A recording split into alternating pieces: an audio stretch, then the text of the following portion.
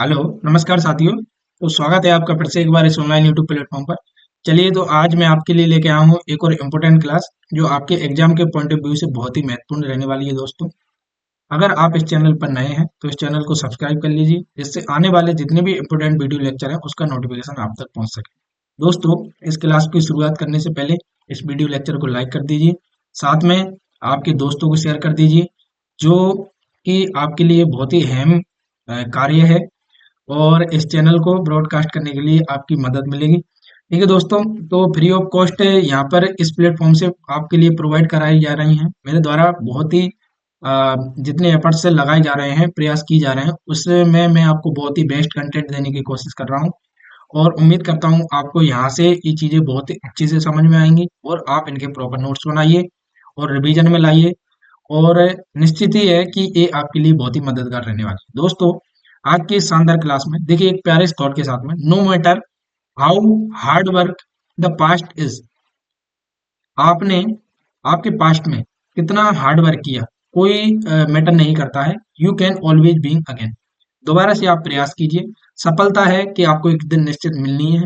अगर आप प्रॉपर मेहनत कर रहे हैं एक पॉजिटिव एनर्जी के साथ में, आप ईमानदारी से मेहनत कर रहे हैं, तो ऊपर वाले ने आपके बारे में सोच रखा है। राम रची रख सब राखा। भगवान ने सोच रखा है आपके प्रति। अ, तो कन्फर्म है, भगवान ने जो सोच रखा है वो होना है। ठीक है, तो आपको बिल्कुल घबराना नहीं है। तो कंटिन्यू मेहनत करते रहिए आप और बने रहिए इस शानदार क्लास के साथ में। और इस यूट्यूब चैनल पर नए हैं तो इसको सब्सक्राइब कर लीजिए, जिससे आने वाली जितनी भी इम्पोर्टेंट वीडियो लेक्चर है उसका नोटिफिकेशन आप तक पहुंच सके। देखिए, आज की इस शानदार क्लास में हम बात करते हैं, ये साइकेट्रिक की बहुत ही इम्पोर्टेंट क्लास है, जिसमें एक मोस्ट इम्पोर्टेंट टॉपिक है ईटिंग डिसऑर्डर। यहाँ से एग्जामिनर एम्स नॉर्सेट और जितने भी इंडिया के सेंट्रल गवर्नमेंट के एग्जाम है, नर्सिंग के और मेडिकल एग्जाम, आपको यहाँ से 100% एक प्रश्न देखने को मिलेगा। देखिए दोस्तों, आज के इस शानदार क्लास का जो पहला, यहाँ पर तीन पॉइंटों को कवर करते हैं ईटिंग डिसऑर्डर से। एक है एनोरेक्सिया नर्वोसा, सेकंड है आपका bulimia nervosa, third is binge eating. यहाँ से एग्जामिनर एक प्रश्न पूछता ही पूछता है। देखिए, यहाँ पर हम पहले एनोरेक्सिया नर्वोसा की बात करते हैं। एनोरेक्सिया नर्वोसा में आपको एक बात बता दूं, यहाँ पर क्या होता है, पेशेंट के अंदर एक साइकोलॉजी या थॉट बैठ जाता है कि मैं अत्यधिक खाना खाऊंगा तो मैं मोटा हो जाऊंगा। तो यहाँ पर पेशेंट क्या सोचता है, मैं कम से कम खाना खाऊं। तो भोजन को एक्सेप्ट करेगा वो और कोशिश करेगा कि वो कम से कम खाना खाए या बिल्कुल नहीं खाए। तो यहाँ पर कंडीशन रहती क्या है, जैसे कि गर्ल्स में मोस्टली ये देखने को मिलता है। गर्ल्स में तो गर्ल्स करते क्या है कि वो मोटी ना हो जाए, अपने बॉडी मेंटेन को, फिगर मेंटेन को, जैसे ही मतलब वो खुद को मेंटेन करने की कोशिश करती हैं कि हम ज्यादा मोटी तो नहीं दिख रही हैं, इस कारण वो इस डर से खाना नहीं खाती हैं। पापा की परियां आपने जनरली देखा होगा। तो होता क्या है, वो कोशिश करती हैं और एक नकारेंगे वो कि हम भोजन नहीं करेंगे, खाना नहीं खाएंगे, क्योंकि उन्हें डर रहता है कि कहीं ना कहीं हम मोटे ना हो जाएं। उनके माइंड में साइकोलॉजी, उसकी थिंकिंग ऐसी बन जाती है। तो होता क्या है, यहाँ पर पेशेंट में आपको देखने को मिलेगा मोस्टली यहाँ पर पेट 18.5, बीएमआई आपकी नॉर्मल बीएमआई 18.5 से अबव रहती है, लेकिन यहाँ पर 18.5 से कम देखने को मिलेगी। आपकी जो बॉडी मास इंडेक्स है, वेट है, वो कितना देखने को मिलेगा, कम देखने को मिलेगा पेशेंट में। पेशेंट का ब्लड प्रेशर कम हो जाएगा, हार्ट रेट कम रहेगी यहाँ पर, उसके सेक्सुअल डेवलपमेंट डिक्रीज हो जाएगी। ठीक है, सबकुटेनियस टिश्यू, जैसे कि पेशेंट में हाइपोथर्मिया देखने को मिलेगा, पेशेंट का टेम्परेचर कम हो जाएगा क्योंकि वो खाना नहीं खा रहा है। ठीक है, तो उसके अंदर वीकनेस आएगी, हाइपोथर्मिया की कंडीशन देखने को मिलेगी। पीरियड इनरेगुलरिटी देखने को मिलेगी। एमनोरिया की कंडीशन, पीरियड में स्टॉप। गर्ल्स में होता क्या है, अगर वो प्रॉपर खाना नहीं खा रही हैं तो पीरियड्स, मेंस्ट्रुअल साइकिल आना स्टॉप हो जाएंगे। मतलब स्टॉप होने इन द सेंस, या लेट आ रहे हैं, ज्यादा समय में आ रहे हैं, एक महीने की जगह 2 महीने में देखने को मिल रहा है, इनरेगुलर हो जाएंगे।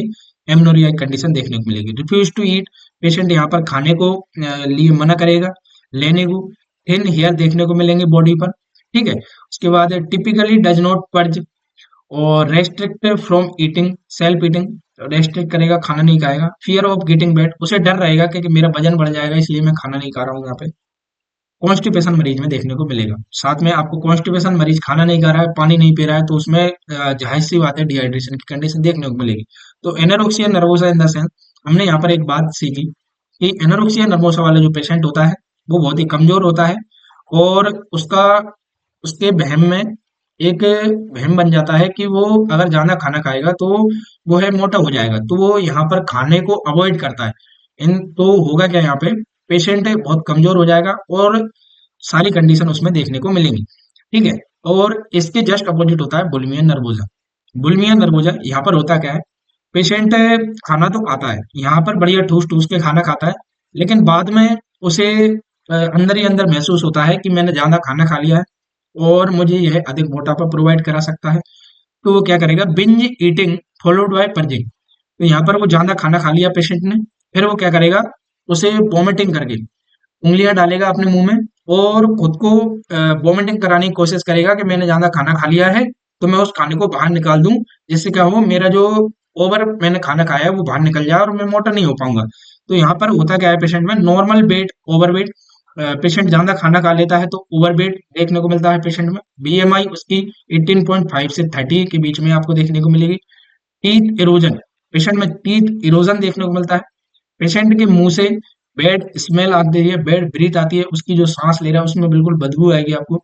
मे use laxative and diuretic, patient यहाँ पर लेक्सेटिव और डाययूरेटिक का उपयोग करेगा क्योंकि वह उसको डर है कि वो ज्यादा मोटा हो गया है और वो अभी अपना वेट मेंटेन करना चाहता है। लेकिन एनोरेक्सिया नर्वोसा में क्या होता है, पेशेंट बिल्कुल खाना नहीं खाता है, यहाँ ठूस ठूस के खाना खा लेता है। इन दोनों में यही अंतर है। ठीक है दोस्तों, तो ये मेन इंपोर्टेंट है, एग्जामिनर के द्वारा पूछे जाने वाले प्रश्न है। जो यहाँ पर हम बात करें बिंज ईटिंग की, बिंज ईटिंग और एनोरेक्सिया नर्वोसा में हम डिफरेंट की बात करें तो दोस्तों, बिंज ईटिंग में पेशेंट परगेटिंग करता है और यहाँ पर बिंज ईटिंग क्या करती है, थर्ड यहाँ से एग्जामिनर अगर पूछता है binge eating only. Bulimia nervosa की बात करें तो बिंज ईटिंग ज्यादा खाना खाएगा और परगेटिंग करेगा, मतलब उंगलियां डालेगा और वॉमिटिंग करने की कोशिश करेगा। लेकिन ओनली बिंज ईटिंग में पेशेंट क्या करता है, खाना तो टूस टूस के खा लेता है लेकिन यहाँ पर परगेजिंग नहीं करता है, खुद को प्रयास नहीं करेगा, उंगली डाल उल्टी कराने की कोशिश नहीं करेगा। तो इस कारण क्या होगा, पेशेंट में बहुत ज्यादा ओवरवेट हो जाएगा, पेशेंट में ज्यादा ओवरवेट देखने को मिलेगा, बुलिमिया नर्वोसा से ज्यादा यहाँ पर बीएमआई देखने को मिलेगी। इसके दौरान पेशेंट में क्या देखने को मिलेगा, मरीज डिप्रेशन में जाएगा, उसको हेड्रेड होगा, सेम देखने को मिलेगा, उस पर शर्म आएगी, मतलब कि मैं ज्यादा मोटा हो गया हूँ, क्या मैं ज्यादा खाना खाता हूँ, ऐसे थॉट्स उसके दिमाग में आने वाले हैं। तो तीनों जो इम्पोर्टेंट है यहाँ पर ईटिंग डिसऑर्डर में, साइकेट्रिक में मेन इंपोर्टेंट क्वेश्चन है, यहाँ से एग्जामिनर प्रश्न पूछता है फर्स्ट सेकंड और थर्ड। तो आपको यहाँ विशेष ध्यान रखनी है, एनोरेक्सिया नर्वोसा क्या है, बुलिमिया नर्वोसा क्या है और बिंज ईटिंग क्या है। तीनों को मैंने बहुत अच्छे से डिस्क्राइब कर दिया, आपको यहाँ पर समझ में आ गया। एनोरेक्सिया नर्वोसा में पेशेंट बिल्कुल खाने को अवॉइड करेगा, यहाँ पर ठूस के खाना खाएगा लेकिन परजिंग करेगा, और बिंज ईटिंग में ठूस के खाना खाएगा लेकिन परजिंग नहीं करेगा।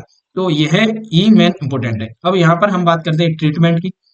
अगर एनोरेक्सिया नर्वोसा की हम बात करते हैं तो इस दौरान पेशेंट में क्या होगा, हम धीरे धीरे वेट इंक्रीज कराने की कोशिश करेंगे, उनको कहेंगे कि नहीं आप खाना खाइए और आपके वेट को मेंटेन करिए, क्योंकि आप अगर खाना नहीं खाएंगे तो बीमारी से ग्रसित हो जाएंगे और आपको और भी कंडीशन देखने को मिलेगी। और पेशेंट से बोलेंगे कि आप रेगुलर एक्सरसाइज कीजिए। उसी दौरान अगर हम बुलिमिया नर्वोसा की बात करें तो यहाँ पर आप पेशेंट को बोलेंगे monitor client during and after meals for act of purging. अगर आपने खाना खा लिया है तो पर्जिंग करने की कोई जरूरत नहीं है, बहुत अच्छी बात है, आपने अच्छे से खाना खा लिया है, आप बिल्कुल हेल्थी हो और आपको जरूरत थी उतने खाने की, इतना आपने खाना खाया है, आपको पर्जिंग करने की कोई जरूरत नहीं है। अगले दिन आप कम खाना खाइए, लेकिन आपको पर्जिंग करने की जरूरत नहीं है, आप बिल्कुल हेल्थी हैं और घबराने वाली कोई बात नहीं है। इस प्रकार की नर्स को उसे चीजें समझा देनी है। ठीक है दोस्तों, यहाँ पर हम बात करते हैं रिपीटिंग सिंड्रोम। यहाँ पे इंपोर्टेंट प्रश्न है जो एग्जामिनर प्रश्न पूछता है, रिपीटिंग सिंड्रोम की हम बात करते हैं। Potential complication when fluid electrolyte and carbohydrate are introduced too quickly to malnourished client, treatment should be done slowly avoid to this syndrome. यहाँ पर क्या होता है, बिल्मिया नर्वोसा वाला पेशेंट है, ठीक है, तो इसमें होगा क्या, देखिए बिल्मिया नर्वोसा वाले पेशेंट में पेशेंट एकदम से उल्टी कर देगा, जब वो परचेजिंग करेगा तो उसमें एकदम से इलेक्ट्रोलाइट और फ्लूइड्स की डेफिशिएंसी हो जाएगी, कार्बोहाइड्रेट डेफिशिएंसी हो जाएगी, क्योंकि उसने परगेटिंग कर दिया, सारा खाना बाहर निकाल दिया है। तो उस दौरान इस सिंड्रोम को अवॉइड करने के लिए आप उससे बोलेंगे कि आप यहाँ पर परचेजिंग करने की कोई जरूरत नहीं है और इम्पोर्टेंट है क्योंकि आपको यहाँ पर रिपोर्टिंग सिंड्रोम हो सकता है। तो ये चीज आपको विशेष ध्यान रखनी है। तो बिल्मिया नर्वोसा वाले पेशेंट में क्योंकि वो पर्जिंग करता है तो फ्लूइड और इलेक्ट्रोलाइट इम्बैलेंस आपको मरीज में देखने को मिलता है। तो इस दौरान आपको यह विशेष ध्यान रखनी है, ठीक है, क्योंकि यह स्लोली स्लोली यह सिंड्रोम पेशेंट में डेवलप हो जाता है, और इसको अवॉइड करने के लिए आपको प्रिवेंट करना है कि पेशेंट पर्जिंग ना करे खाने के बाद में। ठीक है दोस्तों। और तीनों के हम एक साथ ट्रीटमेंट की बात करें तो यहाँ पर नर्स की और डॉक्टर्स की और हॉस्पिटल में भर्ती हैं उन पेशेंट पर ध्यान रखने के लिए आपको विशेष ध्यान रखना है आपके अंदर टीच कोपिंग स्किल। पेशेंट को आपको किस नजरिए से देख रहे हैं, किस तरीके से आप समझा रहे हैं, ये है विशेष नर्स की साइकोलॉजी है। ये है आपके अंदर समझने की क्षमता और कोपिंग स्किल्स होनी चाहिए। Maintain trust. पेशेंट और डॉक्टर और अथवा नर्स तीनों में आपको ट्रस्ट होना चाहिए। पेशेंट को आपके ऊपर विश्वास होना चाहिए। आप पेशेंट को अच्छे से समझा रहे हैं तो एक बार पेशेंट को आपके ऊपर विश्वास होना चाहिए कि यह बात बिल्कुल सही बोल रहे हैं, और अगले दिन से मैं इस चीज को फॉलो करने की कोशिश करूंगा। यहाँ पर इसी प्रकार हम बात करते हैं, have the client be a part of decision making the plan of care. हम पेशेंट के लिए एक पार्ट हैं डिसीजन मेकिंग के और उसके केयर के लिए। तो आपको विशेष ध्यान रखना है कि आपको प्रॉपर एक सही डिसीजन लेना है और प्रॉपर केयर करनी है। और पेशेंट आपके ऊपर पूर्णतः निर्भर है। तो यह आपके ऊपर डिपेंड करता है कि आप उसे किस प्रकार से डिसीजन मेकिंग दे रहे हैं, किस प्रकार से उसकी पेशेंट की केयर कर रहे हैं। Dependence of nurse and doctor. ठीक है दोस्तों।